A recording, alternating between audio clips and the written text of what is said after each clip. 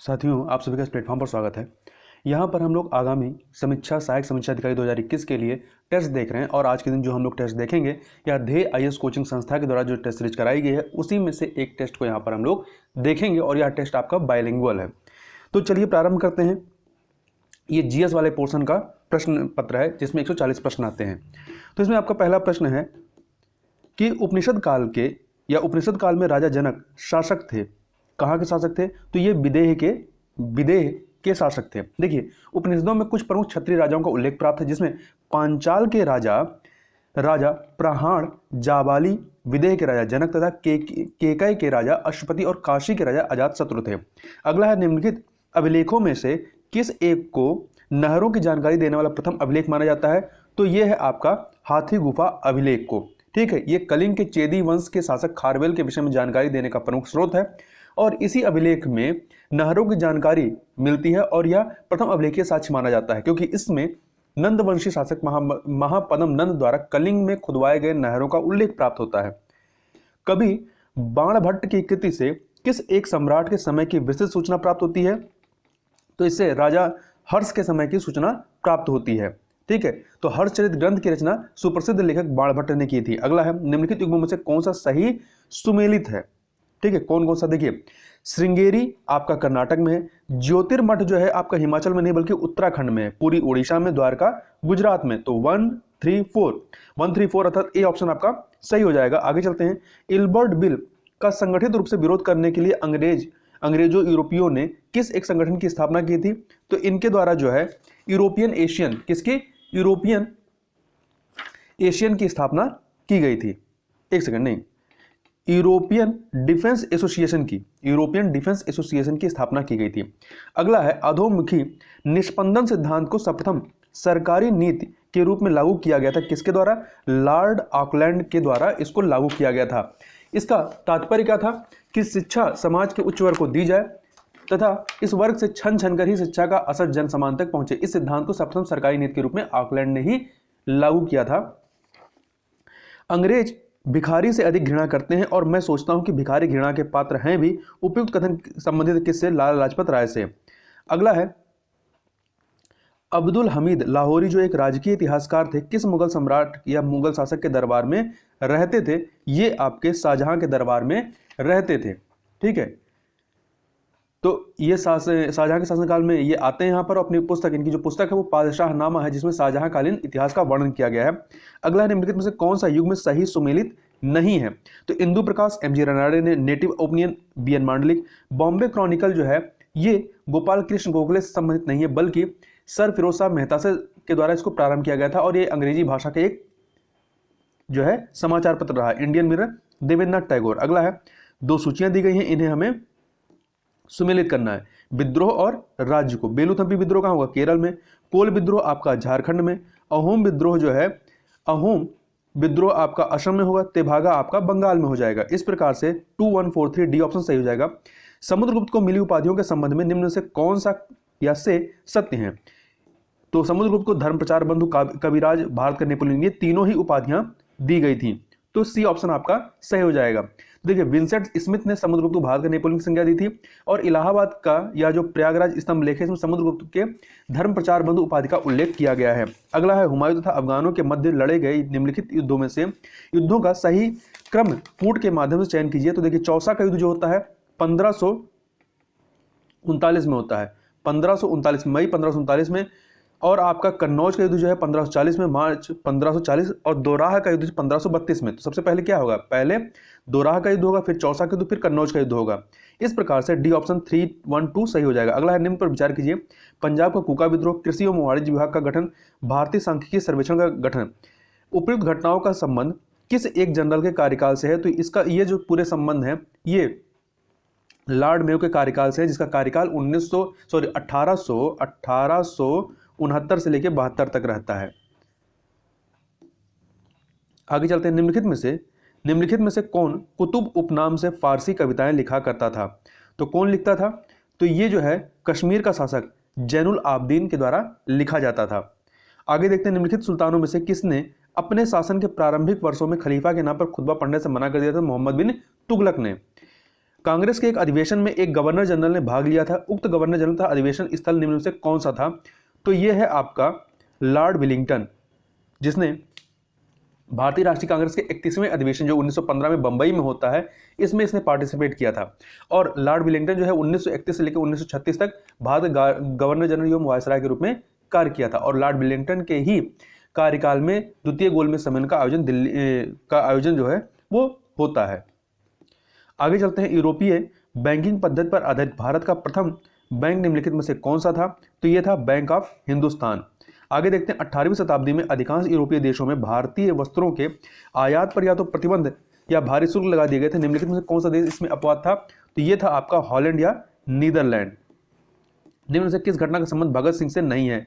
तो केंद्रीय विधानसभा में बम फेंकना, पंजाब नौजवान भारत सभा, वे हिंदुस्तान सोशलिस्ट रिपब्लिकन एसोसिएशन के सदस्य भी थे, ये तीनों है, परंतु कर्जन वायली की हत्या से संबंधित ये नहीं थे।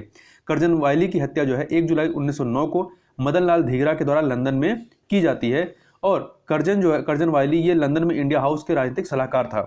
आगे चलते हैं। निम्नलिखित में से किस एक स्थल शिल्प पर विष्णु का वराह अवतार दर्शाया गया है? तो यह दर्शाया गया है आपका उदयगिरी गुफा में। कहां पे? विदिशा के समीप उदयगिरी की गुफाओं में, और ये गुप्त काल का है। निम्नलिखित जलधाराओं में से कौन सी गर्म जलधारा है? तो इसमें ब्राजील जलधारा जो है गर्म है, बाकी अन्य जो है फॉकलैंड, लेब्राडोर, कनारी, ये सभी जो है ठंडी जलधाराएं हैं। तो सी ऑप्शन सही हो जाएगा। निम्नलिखित में से कौन सा एक कथन धारवाड़ क्रम की चट्टानों के संबंध में सत्य हैं? तो देखिए ये सभी के सभी जो है कथन तीन कथन दिए गए हैं। कौन कौन से? ये प्राचीनतम परतदार चट्टान है, सही है। आरावली पर्वत का निर्माण इसी क्रम की चट्टानों से हुआ, ये भी सही है। असम के पहाड़ी भागों में ये शिलांग श्रेणी के नाम से विस्तृत हैं, ये भी सही है। तीनों के तीनों आपके यहाँ पर सही हैं, तो डी ऑप्शन आपका सही हो जाएगा। तो आर्यन क्रम की चट्टानों के अपरदन एवं निक्षेपण के फलस्वरूप धारवाड़ क्रम की चट्टानों का निर्माण हुआ है। आगे देखते हैं निम्नलिखित युग्मों में से कौन सा एक बेमेल है? तो देखिए झील और नगर को सुमिलित करना है, तो कौन सा इसमें बताना है कौन सा बेमेल है? एक सेकेंड, कौन सा बेमेल है? तो आथावास्का झील, आथावास्का ग्रेट बियर था, ग्रेट स्लेब जो है कनाडा में स्थित है। आथावास्का झील के निकट यूरेनियम सिटी, ग्रेट बियर की निकट पोर्ट रेडियम, सही है। ग्रेट स्लेब झील के तटवर्ती भाग में येलो नाइफ सिटी स्थित है। तो यहां पर होना चाहिए कौन से सुमेलित है, बेमेल नहीं। तो यहां पर तीनों के तीनों सुमेलित हो जाएंगे, ए ऑप्शन, ए ऑप्शन। अगला है, दो सूचियां दी गई हैं, इन्हें हमें सुमेलित करना है। अमृत क्रांति का संबंध जो है नदियों को जोड़ने वाली योजना से है। भूरी क्रांति ऊर्जा एवं उर्वरक उत्पादन, सुनहरी क्रांति फल उत्पादन से, और रजत क्रांति अंडा उत्पादन से। तो आपका क्या हो जाएगा? ये हो जाएगा 2, 1, 3, 4, ए ऑप्शन सही हो जाएगा। निम्नलिखित कथनों पर विचार कीजिए। नोआमंडी लौह अयस्क क्षेत्र झारखंड में स्थित है, बिल्कुल सही है। मोशाबानी उड़ीसा में स्थित है, यह तांबा उत्पादन में हेतु प्रसिद्ध है, नहीं। पहला वाला सही, परंतु मोशाबानी जो है ये झारखंड में स्थित है और तथा तांबा उत्पादन हेतु प्रसिद्ध है। तो आपका पहला सही है, दूसरा गलत है, ए ऑप्शन सही हो जाएगा। निम्नलिखित वन्यजीव अभ्यारण्यों में से कौन सा एक सफेद भालू के संरक्षण के लिए जाना जाता है? तो जम्मू कश्मीर का दाजीगाम वन्यजीव अभ्यारण्य। आगे चलते हैं। जैव विविधता को अल्फा, बीटा तथा गामा नामक श्रेणियों में विभाजित किया जाता है। यह विभाजन किसके द्वारा किया गया था? तो व्हिटकर, किसके द्वारा?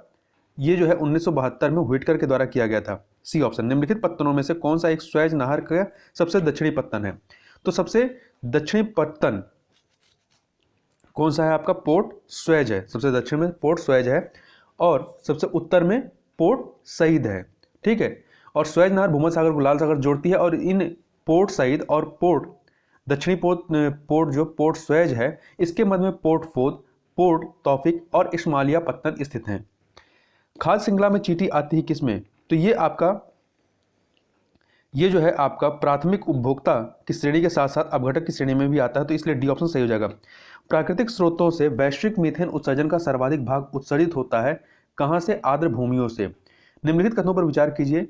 ऑस्ट्रेलिया महाद्वीप से होकर केवल मकर रेखा गुजरती है, ठीक है, तो ये बात तो सही है। ब्राजील से विषुवत और मकर दोनों रेखा गुजरती है, भी सही है। मध्य अमेरिकी देशों में केवल ग्वाटेमाला से कर्क रेखा गुजरती है, तो देखिए मध्य अमेरिकी देशों से कर्क रेखा नहीं गुजरती है। उत्तर अमेरिका महाद्वीप में कर्क रेखा मैक्सिको से होकर गुजरती है, इसलिए आपका तीसरा वाला कथन सही नहीं है, सी ऑप्शन सही जगह 1 और 2। आगे चलते हैं। निम्नलिखित में से कौन सा एक एल नीनो का परिणाम नहीं है? भूमध्य रेखीय वायुमंडलीय परिसंचरण में विकृति है। समुद्री मछलियों का घट जाना ये भी है। परंतु पेरू के तट पर अनियमित शीतलता ये नहीं है, क्योंकि एल नीनो जो है भूमध्य सागरीय या भूमध्य रेखीय उष्ण समुद्री धारा का विस्तार है, जो अस्थायी रूप से ठंडी पेरू धारा पर प्रतिस्थापित हो जाती है। जबकि डी वाला समुद्री जल के वाष्पन में अनियमितता, ये जो है इसके परिणाम है। निम्नलिखित द्वीपों में से कौन सा एक पंबन चैनल द्वारा मुख्य भूमि से पृथक होता है? तो कौन सा होता है? रामेश्वरम द्वीप। रामेश्वरम द्वीप जो है ये तमिलनाडु में स्थित है, जो कि मुख्य भूमि से पंबन चैनल द्वारा अलग होता है। अगला है निम्नलिखित कथनों पर विचार कीजिए। माउंटेक्स रिकॉर्ड का संबंध आर्द्रभूमि स्थलों से, बिल्कुल सही है। माउंटेक्स स्विट्जरलैंड में स्थित है। ये दोनों ही कथन आपके सही है, सी ऑप्शन आपका सही हो जाएगा। निम्नलिखित भारतीय राज्यों में कौन कर्क रेखा के उत्तर में स्थित है? तो जो मेघालय है, मेघालय ये कर्क रेखा के उत्तर में स्थित है, जबकि अन्य जो है कर्क रेखा के दक्षिण में स्थित है। देखिए, कर्क रेखा भारत के गुजरात, राजस्थान, मध्य प्रदेश, छत्तीसगढ़, झारखंड, पश्चिम बंगाल, त्रिपुरा एवं मिजोरम कुल 8 राज्यों से होकर गुजरता है। निम्नलिखित में से किस प्रकार के बायोम में सीमित संख्या में वनस्पति उपलब्ध हैं? तो ये कुल जो है आपके टुंड्रा जो वनस्पति क्षेत्र है यहाँ पर, इस स्थान पर जलवायु अत्यधिक होने के कारण, अत्यधिक शीत होने के कारण यहाँ सीमित संख्या में ही वनस्पति उपलब्ध है। निम्नलिखित कथनों पर विचार कीजिए तथा दिए गए कोड की सहायता सही उत्तर बताइए। कथन है, सामान्य रूप से पृथ्वी पर अग्नेय शैल सबसे अधिक मात्रा में पाई जाती है। बिल्कुल सही बात है। पृथ्वी की भूपर्पटी के 2/3 भाग इन्हीं शैलों से बना हुआ है। तो दोनों कथन सही है और व्याख्या भी हो रही है, ए ऑप्शन सही हो जाएगा। निम्नलिखित में से कौन सा पठार इरावदी तथा साल्विन नदियों के मध्य स्थित है? तो ये है आपका शान का पहाड़। कौन सा? शान का पहाड़, म्यांमार में। तो सूचियां देखिए, ग्रह और उनकी विशेषता। तो बुध की विशेषता क्या है? ये सर्वाधिक कक्षीय गति है, इसकी सर्वाधिक कक्षीय गति 4 से। बृहस्पति सबसे बड़ा ग्रह है 1। शुक्र जो है, शुक्र पृथ्वी का निकटतम ग्रह है 3। मंगल लाल ग्रह है 2। ठीक है, तो इस प्रकार से आपका 4132 डी ऑप्शन सही हो जाएगा। अगला, निम्नलिखित बंदरगाह पत्तनों में से कौन सा एक वाह्य पत्तन का विशिष्ट उदाहरण है? तो हल्दिया। कौन सा है? हल्दिया है, जो कोलकाता से लगभग 90 किलोमीटर दूर है। और वहीं विशाखापत्तनम जो है ये प्राकृतिक बंदरगाह है। सुलिवान खान विश्व में जस्ता एवं सीसा के निक्षेप में सर्वाधिक समृद्ध है। यह स्थित है कहाँ पर? तो सुलिवान खान जो है आपका कनाडा में स्थित। कहाँ पर? कनाडा में। आगे चलते हैं। निम्नलिखित युग्मों में से कौन सा एक सही सुमेलित नहीं है? लौह अयस्क क्षेत्र और देश। लॉरेन आपका फ्रांस सही है। Midland UK. किरुना यूक्रेन नहीं है, बल्कि किरुना लौह अयस्क क्षेत्र जो है ये आपका कहाँ पर है? ये आपका, एक सेकेंड, ये स्वीडन में स्थित है। किरुना लौह अयस्क जो क्षेत्र है ये स्वीडन में स्थित है। वहीं कोस्ताने कजाकिस्तान में है।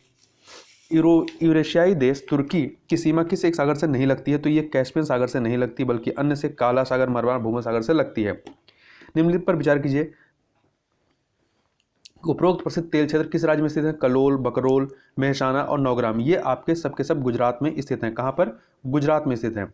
आगे चलते हैं। सैन्य बलों या अर्धसैनिक बलों के मूल अधिकारों पर प्रतिबंध लगाने का अधिकार प्राप्त है किसको? तो ये अधिकार प्राप्त किया गया है, प्रदान किया गया है संसद को।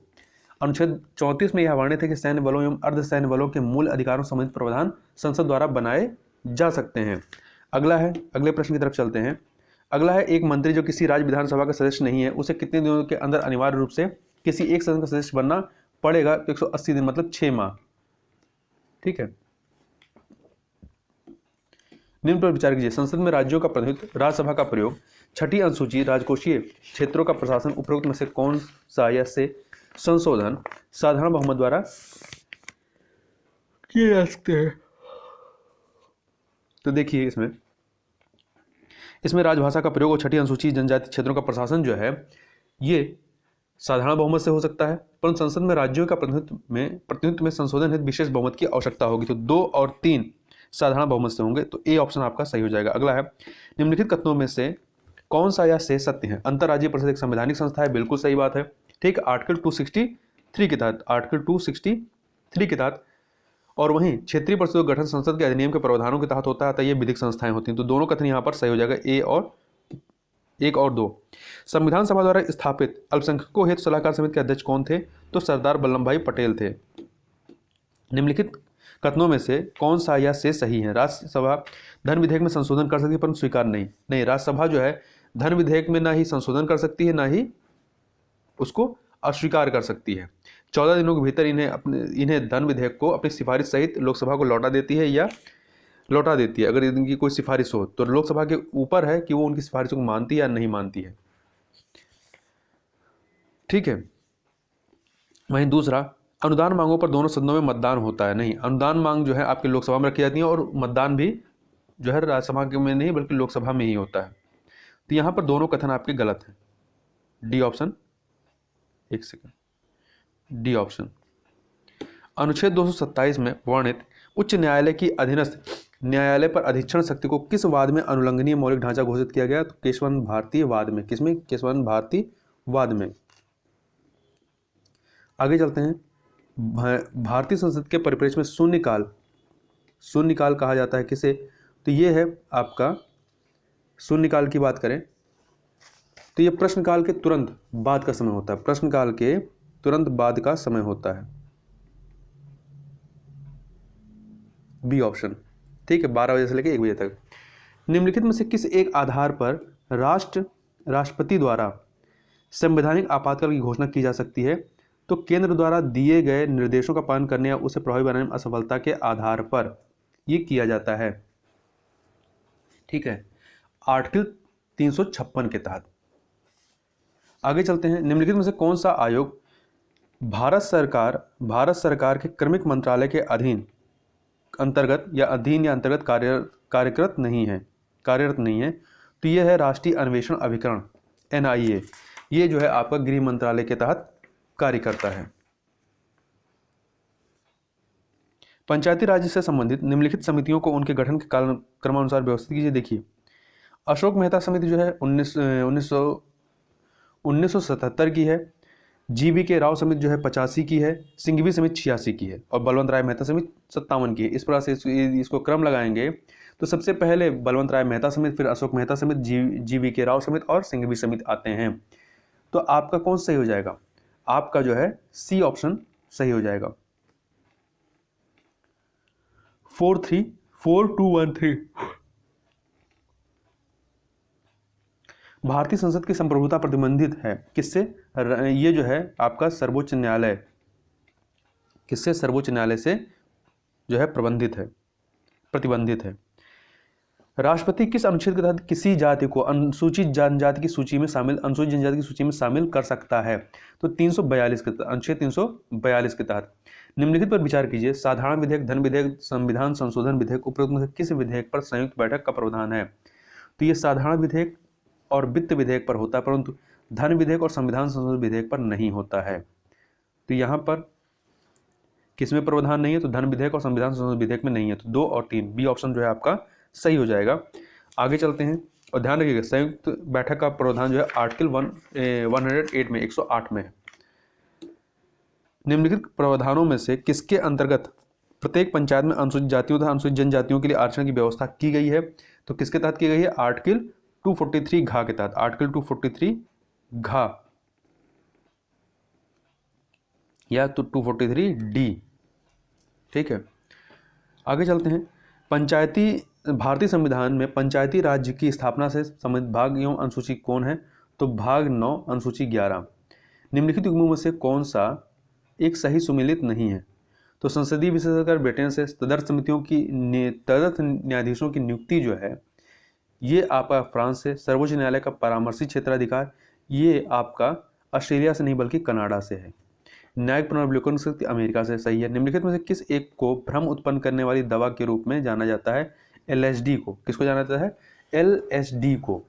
इसका पूरा नाम है लाइसर्जिक अम्ल डाइथाइलेमाइड। निम्नलिखित युग्मों में से कौन सा एक बेमेल है? तो देखिए, कैल्शियम कार्बोनेट का व्यापारिक नाम क्या है? संगमरमर है। सोडियम हाइड्रोक्साइड का कास्टिक सोडा है। सोडियम बाइकार्बोनेट का बेकिंग सोडा है। ठीक है, परंतु कैल्शियम सल्फेट का चॉक नहीं होता। कैल्शियम सल्फेट का जो व्यापारिक नाम है वो है जिप्सम और चाक को रासायनिक रूप से कैल्शियम कार्बोनेट कहा जाता है। तो यहाँ पे डी ऑप्शन। निम्नलिखित में से कौन सा एक प्रोटीन की कमी से होने वाला रोग है? तो क्वाशियोरकार। ठीक है, जो कि विटामिन की कमी से होता है। पोषण संबंधी विकार है जो कि बच्चों में प्रोटीन की कमी से होता है। इसके अतिरिक्त जीरोथेल्मिया ये विटामिन ए की कमी से होने वाले रतौंधी रोग है नेत्र संबंधी। हिमारेजी विटामिन के की कमी से होने वाला रक्तस्रावी रोग है। निक्टालोपिया विटामिन ए की कमी से होने वाला सामान्य रतौंधी रोग है।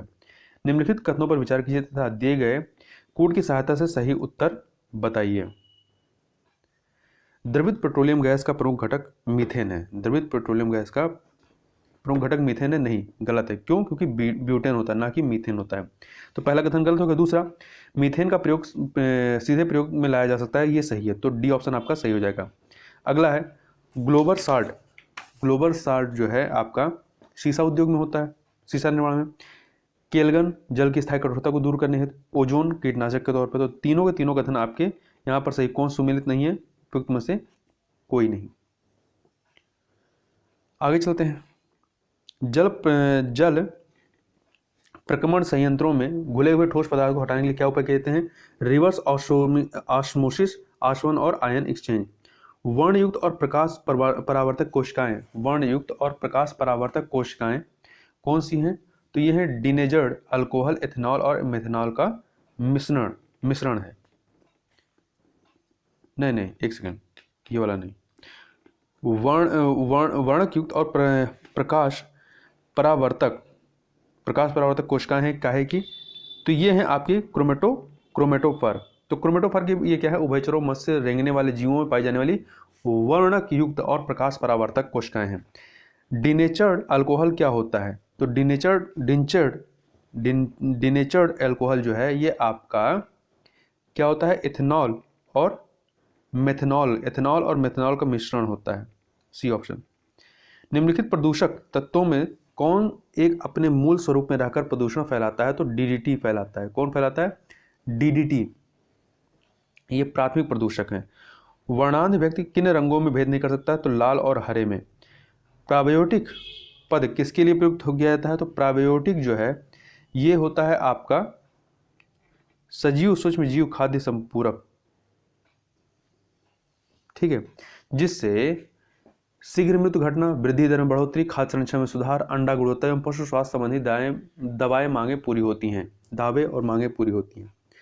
अगला है जब शुद्ध जल प्रबलता से उबलता है तो सतह की ओर उठने वाले बुलबुले मुख्यतः किससे बने होते हैं? तो ये वायु से बने होते हैं। ठोस पदार्थों में ऊष्मा का एक स्थान से दूसरे स्थान पर संचरण किस विधि के द्वारा होता है? तो संवहन के द्वारा होता है। आगे चलते हैं। सूर्य प्रकाश की उपस्थिति में त्वचा में बनने वाला विटामिन है? तो विटामिन डी बनता है। कौन सा बनता है? विटामिन डी बनता है। निम्नलिखित में से कौन सा एक हृदय का प्राकृतिक पेसमेकर है? तो यह है आपका, एक सेकंड, कौन सा है? तो कॉरेड, एक सेकंड, ये है आपका SA नोड्स सिनाइट्रियल नोड कोशिकाओं का समूह या हृदय के दाहिने कक्ष में होता है या हृदय गति को नियंत्रित करने में महत्वपूर्ण भूमिका निभाता है या हृदय का प्राकृतिक पेसमेकर है।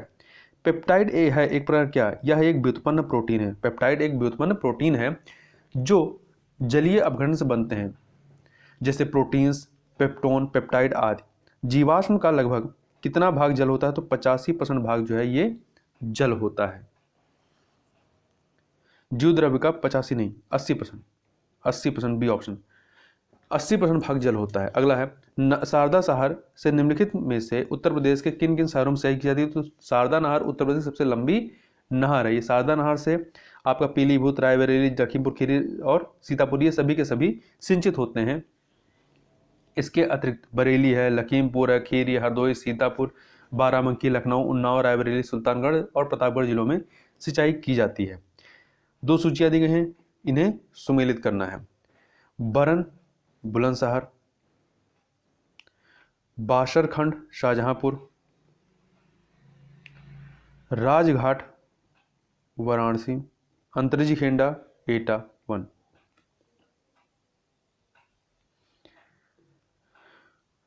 तो आगे चलते हैं, एक सेकेंड। इसमें आपका सही सुमेलन जो हो जाएगा क्या हो जाएगा? 1 2 4 3। राष्ट्रीय उद्यमिता एवं लघु व्यवसाय विकास संस्थान NIESBUD स्थित है कहाँ पर? तो ये गौतम बुद्ध नगर में स्थित है। ठीक है, कहाँ पर? गौतम बुद्ध नगर में। निम्नलिखित में से कौन सा एक युग्म सही सुमेलित नहीं है? आमों का नगर मलिहाबाद, ताला नगरी अलीगढ़, पूर्व का सिराज जौनपुर, पीतल नगरी जो है, पीतल नगरी, पीतल नगरी की बात करें तो ये क्या है? बरेली नहीं बल्कि मुरादाबाद होना चाहिए, डी ऑप्शन। ददरी के पशु मेले का आयोजन कहाँ किया जाता है? तो ददरी के पशु मेले का आयोजन जो है आपका बलिया में होता है। उत्तर प्रदेश से गुजरने वाले प्रमुख राष्ट्रीय राजमार्ग NH2 पर निम्नलिखित में से कौन सा एक शहर स्थित नहीं है? तो बरेली जो है स्थित नहीं है। तो देखिए NH2 राष्ट्रीय राजमार्ग जो है ये 7 शहर इसके किनारे हैं। दिल्ली, मथुरा, आगरा, कानपुर, प्रयागराज, वाराणसी, कोलकाता। काशी का उल्लेख सर्वप्रथम कहाँ होता है? अथर्ववेद में होता है। कहाँ पर? अथर्ववेद में होता है। आगे चलते हैं। उत्तर प्रदेश से प्रकाशित होने वाला हिंदी का पहला साप्ताहिक पत्र कौन सा था? बनारस अखबार। कौन सा था? बनारस अखबार है। यह 1845 में काशी से प्रकाशित होता था। इसे राजा शिव प्रसाद सतारे हिंद ने प्रकाशित किया था। निम्नलिखित में से कौन सा एक युग्म सही सुमेलित है? झील और स्थान। प्रयाग झील जो है, प्रयाग झील बहराइच में है, प्रयाग झील बहराइच में है। मदन सागर जो है ये आपका महोबा, मदन सागर जो है झील महोबा में है। देवरिया ताल कन्नौज में नहीं है, देवरिया ताल कन्नौज में नहीं है।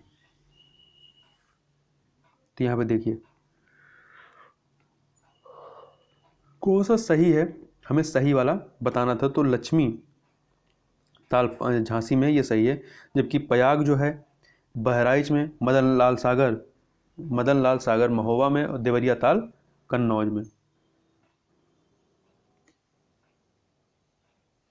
निम्नलिखित युग्मों में से कौन सा एक सही सुमेलित नहीं है? रामगंगा परियोजना बिजनौर, रिहनबाद परियोजना सोनभद्र, राजघाट परियोजना हमीरपुर। ये सुमेलित नहीं है। ठीक है, क्योंकि राजघाट परियोजना जो है ये ललितपुर में है। मेजर जलाशय परियोजना मिर्जापुर में है।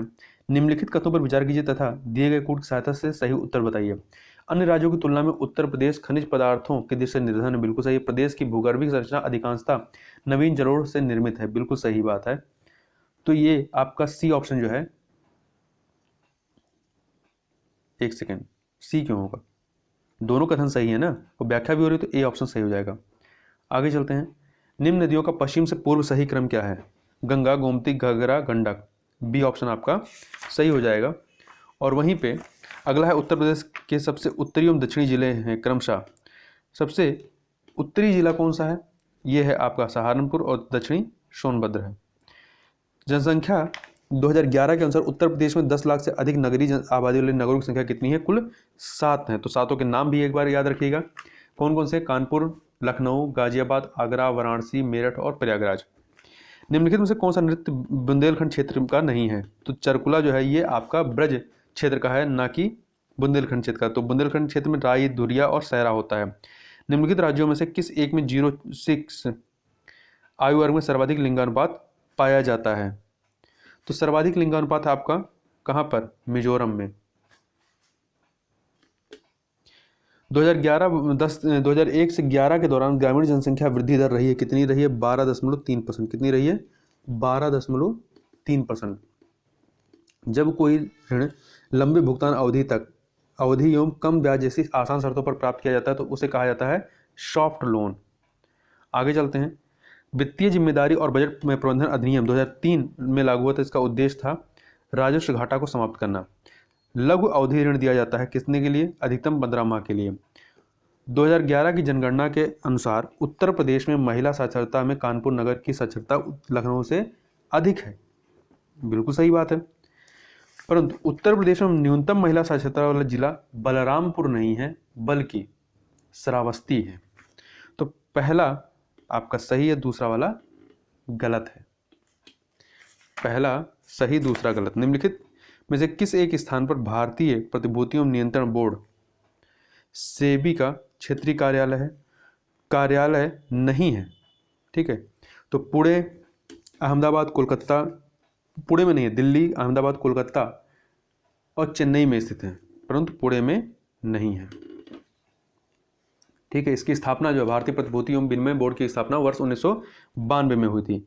ट्रिम्स का पूरा नाम क्या है? ट्रेड रिलेटेड इन्वेस्टमेंट मेजर्स हैं। राष्ट्रीय शेयर बाजार का प्रमुख प्रवर्तक कौन है? आईडीबीआई है, आईडीबीआई है। ठीक है, राष्ट्रीय शेयर बाजार की स्थापना 1991 में फेरवानी समिति की संस्तुति पर की गई थी।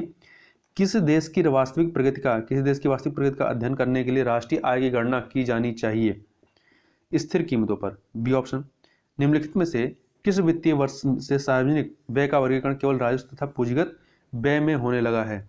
तो ये हो रहा है आपका 2017-18 के बजट से। इससे पूर्व योजनागत तथा गैर योजनागत व्ययों में भी विभाजन किया जाता था। अगला है जीवन की भौतिक गुणवत्ता सूचकांक का प्रतिपादन किसने किया? तो ये प्रतिपादन किया है मॉरिस ने। केंद्रीय बजट 2021-22 का कुल आकार 32,38,236 करोड़ रुपए है। ए ऑप्शन सही हो जाएगा। आगे चलते हैं। एसडीजी सूचकांक जारी किया जाता है किसके द्वारा? सस्टेनेबल डेवलपमेंट सॉल्यूशंस नेटवर्क, यूएसडीएसएन के द्वारा। सी ऑप्शन सही हो जाएगा। अगला है बजट 2021-22 में घोषित मित्र स्कीम किस क्षेत्र के विकास संबंधित है? तो ये टेक्सटाइल उद्योग संबंधित है। आरबीआई द्वारा बैंक दर को कम करने के फलस्वरूप बाजार में तरलता क्या हो जाएगी? बढ़ जाएगी। बाजार दर नीति नियम से किससे संबंधित है? तो ये जो है आपका बाजार दर नीति जो है ये मौद्रिक नीति से संबंधित है। C option. आगे चलते हैं। अब यहाँ पे मैथ वाले प्रश्नों को छोड़ दीजिए। ठीक है, इससे आगे के प्रश्नों को हम लोग जो जीएस वाले हैं उनको एक बार पुनः देख लेते हैं। देखिए, राष्ट्रीय डोप परीक्षण प्रयोगशाला किस मंत्रालय के अधीन कार्य करता है? तो ये युवा कार्यक्रम एवं खेल मंत्रालय के तहत। उत्तर प्रदेश में नगरीय जनसंख्या का प्रतिशत राज्य की कुल जनसंख्या का लगभग कितना है? तो 22.3% है। कितना है? 22.3%। निम्नलिखित में किस देश को अंतर्राष्ट्रीय बालिका दिवस मनाया जाता है? 11 अक्टूबर को। जनगणना 2011 के अनुसार उत्तर प्रदेश में न्यूनतम दशकीय जनसंख्या वृद्धि दर वाला जिला कौन सा है उत्तर प्रदेश में? तो ये है आपका कानपुर नगर, फिर हमीरपुर है, बागपत है, फतेहपुर, देवरिया है। आगे चलते हैं। अगला प्रश्न है निम्न में से कौन सा या से द्विपक्षीय अभ्यास भारत और इंडोनेशिया के मध्य आयोजित होते हैं? तो समुद्र शक्ति नौसैन्य अभ्यास होता है और आपका मित्र शक्ति। ठीक है, तो मित्र शक्ति जो है ये सैन्य अभ्यास है। एक सेकेंड, समुद्र शक्ति और गरुण शक्ति कंफ्यूज हो गया, गड़बड़ है। देखिए, ये जो 3 अभ्यास दिए गए हैं इसमें से समुद्र शक्ति और गरुण शक्ति जो है ये इंडोनेशिया और भारत के मध्य में होते हैं। समुद्र शक्ति नौसैन्य अभ्यास है और गरुण शक्ति जो है सैन्य अभ्यास है। वहीं मित्र शक्ति जो है ये भारत और श्रीलंका के मध्य का संयुक्त अभ्यास है। यूएस ओपन 2021 में महिला एकल उपविजेता कौन है? तो ये है लेला फर्नांडीज है। कौन है? लेला फर्नांडीज है। देखिए, महिला एकल का जो खिताब है वो जीता किसने था? ब्रिटेन की एमा रादुकानु ने इन्हें लेला फर्नांडीज को हराया था, कनाडा की लेला फर्नांडीज को। तो उपविजेता कौन हो गए? लेला फर्नांडीज हो गई। जबकि पुरुष वर्ग में किसने जीता था यूएस ओपन का टेनिस का खिताब? तो डेनिल मेदवेदेव ने जीता था। किस मंत्रालय द्वारा एक पहल अभियान की शुरुआत की गई? कानून और न्याय मंत्रालय के द्वारा यह शुरुआत की गई है। किस राज्य को ई पंचायत अवार्ड 2021 में प्रथम स्थान दिया गया है? तो उत्तर प्रदेश को दिया गया है। यह पुरस्कार जो है केंद्रीय पंचायती राज मंत्रालय द्वारा दिया जाता है। निम्नलिखित में से संघाई सहयोग संगठन एससीओ का नया सदस्य कौन बना है? ईरान, ये 9वां सदस्य है। हाल ही में वायु रक्षा मिसाइल प्रणाली S-500 का परीक्षण किस देश के द्वारा किया गया? रूस के द्वारा। इस प्रणाली को प्रोमेथियस या ट्रायम्फेटर M भी कहते हैं। हाल ही में किस पश्चिमी अफ्रीकी देश में घातक मारबर्ग वायरस के पहले मामले की पुष्टि की गई है? तो कहां पे हुई है पुष्टि की? ये आपका गिनी में हुई है, पश्चिमी अफ्रीकी देश गिनी में। आगे चलते हैं। दंड प्रक्रिया संहिता 1973 की किस धारा के अंतर्गत राज्यपाल के क्षमादान की शक्ति को विस्तारित किया गया है? तो ये क्षमादान की शक्ति किस में है? 433A। ठीक है। राज्य में युवाओं को व्यापार के नए अवसर देने तथा उन्हें आत्मनिर्भर बनाने के लिए किस राज्य सरकार के द्वारा हर हित रिटेल स्टोर योजना का प्रारंभ किया गया है? हरियाणा के द्वारा। हाल ही में किस अंतरिक्ष एजेंसी के द्वारा विश्व का प्रथम रीप्रोग्रामेबल वाणिज्यिक उपग्रह यूटेलसैट क्वांटम लॉन्च किया गया है? तो ESA के द्वारा। अगला है, टोक्यो पैरालंपिक में अवनी लेखारा स्वर्ण पदक जीतने वाली पहली भारतीय महिला खिलाड़ी बनी है। वो किस खेल से संबंधित रही है? तो ये जो है निशानेबाजी से, और इन्होंने 10 मीटर एयर राइफल शूटिंग में यह खिताब जीता था। हाल ही में निम्नलिखित में से कौन सा एक राज्य 100% कोविड-19 टीकाकरण कराने वाला देश का प्रथम राज्य बन गया है? तो हिमाचल प्रदेश बना है। चीन द्वारा हाल ही में शेयर डेस्टिनी 2021 नाम का एक बहुराष्ट्रीय शांति रक्षा अभ्यास के आयोजन की घोषणा की है। इसमें कौन से देश शामिल हैं? तो चीन, थाईलैंड, पाकिस्तान, मंगोलिया, परंतु सऊदी अरब शामिल नहीं है। तो आपका हो जाएगा 1, 3, 4, 5, 2 नहीं है इसमें, सी ऑप्शन। हस्तशिल्प, हथकरघा, रेशम उत्पादन के साथ कौशल विकास को बढ़ावा देने के लिए कौन सी एक योजना कपड़ा मंत्रालय के द्वारा चलाई जा रही है? तो इसका नाम है समर्थ योजना। कौन सी योजना है? समर्थ योजना है। हाल ही में किस एक देश की अध्यक्षता में इब्सा के राष्ट्रीय सुरक्षा सलाहकारों की बैठक में जो बैठक वीडियो कॉन्फ्रेंसिंग के माध्यम से हुई है? तो भारत की अध्यक्षता में। किसकी अध्यक्षता में? भारत की अध्यक्षता में। इसमें 3 देश हैं, भारत, ब्राजील और साउथ अफ्रीका। तो इस प्रकार से यहाँ पर आपका ए ऑप्शन सही हो जाएगा। इस प्रकार से यहाँ पर हम लोगों ने जीएस के प्रश्नों को सॉल्व किया। तो इस वीडियो में बस इतना ही, मिलते हैं नेक्स्ट वीडियो में, तब तक के लिए बहुत बहुत धन्यवाद।